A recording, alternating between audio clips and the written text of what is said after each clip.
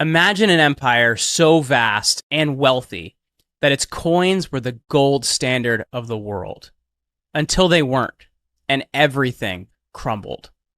Stick around to find out how Rome's economy went from boom to bust, and why it rhymes with our world today. Hey everyone, and welcome back to Jeremy, Roman Empire. I'm your host, Jeremy Ryan Slate. You can find me on X. I am at Jeremy Ryan Slate over there. And if you're new here, this channel is all about diving deep into the history of the Roman Empire, unpacking its lessons because, as I always say, history doesn't repeat, but it sure does rhyme. And today, we're tackling a massive topic. What caused the downfall of the Roman economy? We'll explore how one of the most powerful economies in ancient history spiraled into collapse, blending solid historical facts with a touch of those conspiracy angles that we all love, like how elite corruption and hidden power plays might have accelerated the very fall. This episode is going to be a very interesting one, so grab your coffee, settle in, and let's break it down. We'll start with the rise, hit the key turning points, and end with what it means for us today. If you enjoy thoughtful history mixed with a real-world insight, hit that subscribe button and turn on the notifications. All right, let's jump into it. Picture this. It's the early 2nd century AD under Emperor Trajan, who ruled from 98 to 117 AD. The Roman Empire stretches from Hadrian's Wall in Britain to the Euphrates River in modern-day Iraq. This wasn't just military might. It was an economic powerhouse. Trade routes crisscrossed the Mediterranean, which the Romans called Mare Nostrum, or Our Sea, bringing in everything from Egyptian grain to Indian spices, Spanish silver, and British tin. At its core, the Roman economy was agrarian, where farming was king. There were these massive estates called latifundia, which produced olive oil, wine, and wheat on a scale that fed millions. But what made it thrive? A sophisticated system of roads like the Appian Way, starting in 312 BC, and a pirate-free sea thanks to Pompey's campaigns in 67 BC. Goods flowed freely, and with them, wealth. Currency was key here. The denarius, a silver coin introduced around 211 BC, and the aureus, a gold one, were stable and trusted across the entire empire. Under Augustus, the first emperor, ruling from 27 BC to 14 AD, the economy boomed. He reformed taxes, creating a 5% inheritance tax and a 1% tax on auctions to fund the veterans' pensions. State revenues jumped from about 200 million sesterces to 340 million after conquering new territories like Egypt in 30 BC. And here's why I find this fascinating. Rome wasn't just conquering land. They were building an interconnected economy that lifted standards of living. Cities like Rome, with over 1 million people, had public baths, forums, and amphitheaters funded by trade taxes. Foreign trade exploded, silk from China via the Silk Road, pearls from the Red Sea, and inscriptions from Pompeii show 85 different occupations, from bakers to bankers. But nothing lasts forever. By the late 1st century AD, cracks started showing. Emperors like Nero, who ruled from 54 to 68 AD, began debasing the currency, mixing in cheaper metals to mint more coins for wars and luxuries. The denarius, once nearly pure silver, dropped to about 90% under Nero. This set the stage for inflation, but we'll get to more of that later.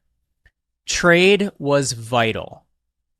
But the over-reliance on slaves, millions captured in war, stifled Roman innovation. Why invent machines when labor is free? Economic historian Mason Hammond noted this led to stagnation by the early empire. Plus, low taxes, around 5% of GDP, helped the rich get richer, widening inequality. By Trajan's time, the empire was at its peak, but its expansion was slowing. Conquering Dacia in 106 AD brought gold mines, but it was the last big haul. The economy depended on constant growth, and when that stopped, problems brewed. Comment below, what's your favorite Roman invention or trade good? Olive oil presses, aqueducts? Let me know and I'll shout it out in the next video. Fast forward to the 2nd century AD. The Antonine dynasty, think emperors like Marcus Aurelius from 161 to 180 AD, is in power. But beneath the philosophy and stoicism, the economy is wobbling. One big issue is currency debasement. Emperors kept reducing the precious metal content in coins to pay for their military campaigns and their lavish public works. Under the Severan dynasty from 193 to 235 AD, it got worse. Septimius Severus, ruling from 193 to 211 AD, debased the denarius to fund army pay raises. By the time of Commodus, Marcus Aurelius' son, 180 to 192 AD, just before Septimius Severus, the economy saw sudden inflation spikes. Prices soared because coins were worth less intrinsically. And here's a verifiable fact. By the mid-3rd century, the denarius had only 0.02% silver. That's not a typo. Historian Cassius Dio recorded how this led to economic distortion. Inflation hit hard. A measure of wheat that cost 0.5 of a denarii in the 1st century jumped to over 200 by the 270s AD. Why? Military overspending.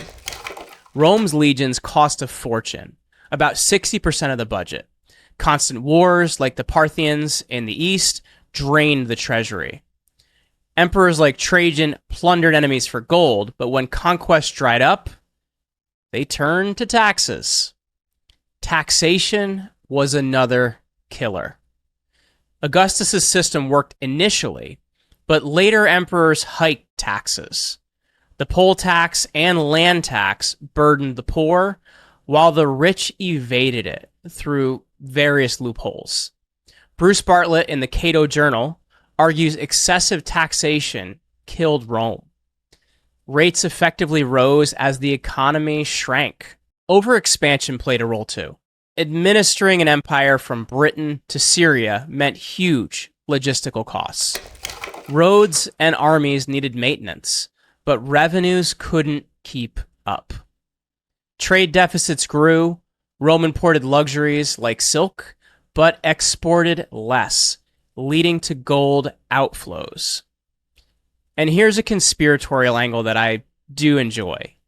Some historians whisper about elite corruption. Wealthy senators hoarded land, creating massive estates, while small farmers went bankrupt.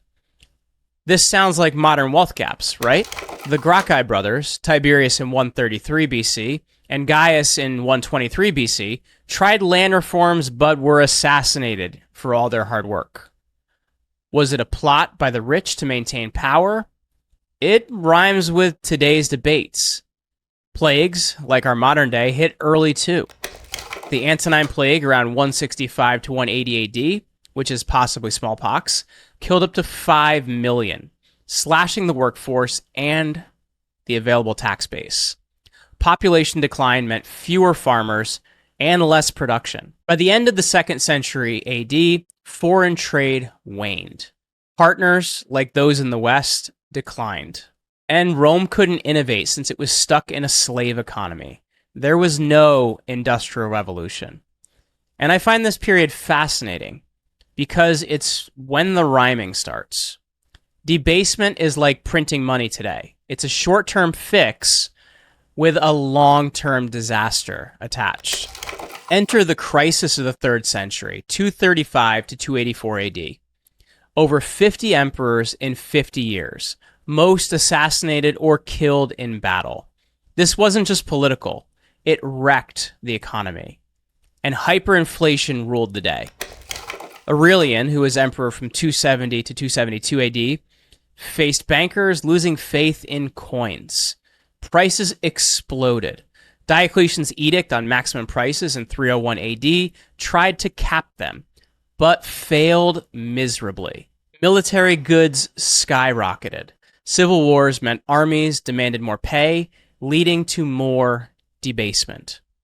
The empire split temporarily, the Gallic Empire in the west, and the Palmyran Empire in the east. Barbarian invasions compounded Rome's problems.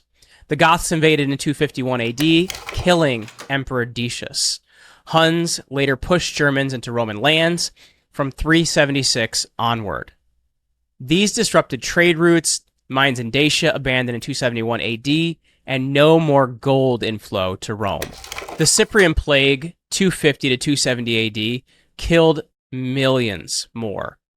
Agriculture tanked because of climatic changes from 150 AD, and it made it worse with cooler, drier weather hitting yields. The economy now localized, and barter replaced coins. Self-sufficient villas rose.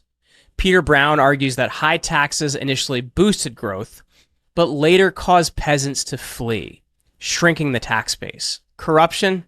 Absolutely. Slavery meant no incentive for tech innovations. No precious metals, taxes soared, and trade was paralyzed.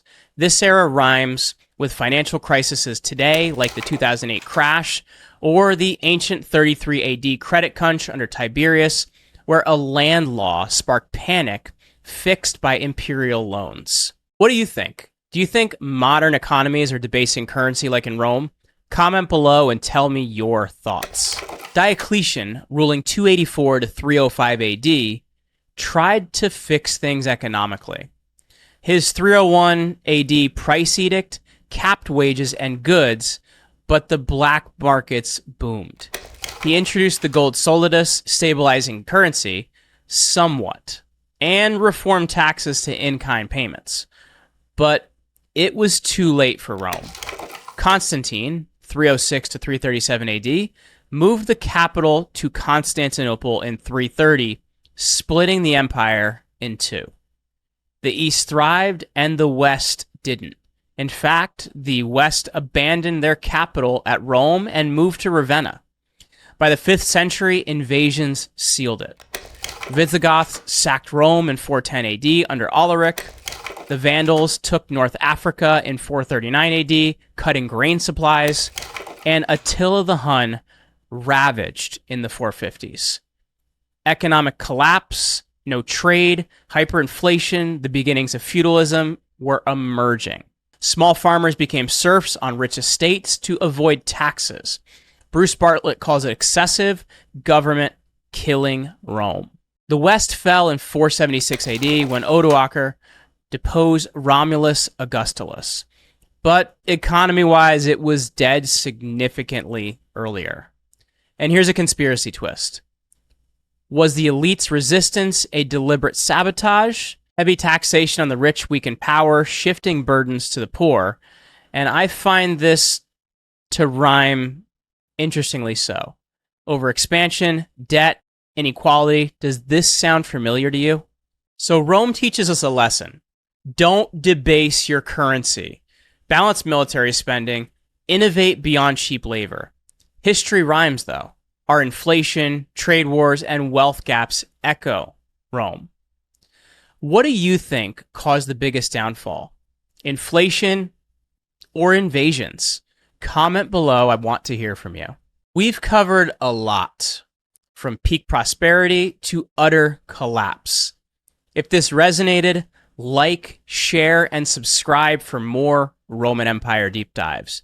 Head over to jeremyryanslate.com for more podcast episodes, blog posts, and all other sorts of great information. Thanks again for watching Jeremy Roman Empire. Keep building your empire, and I will see you next time.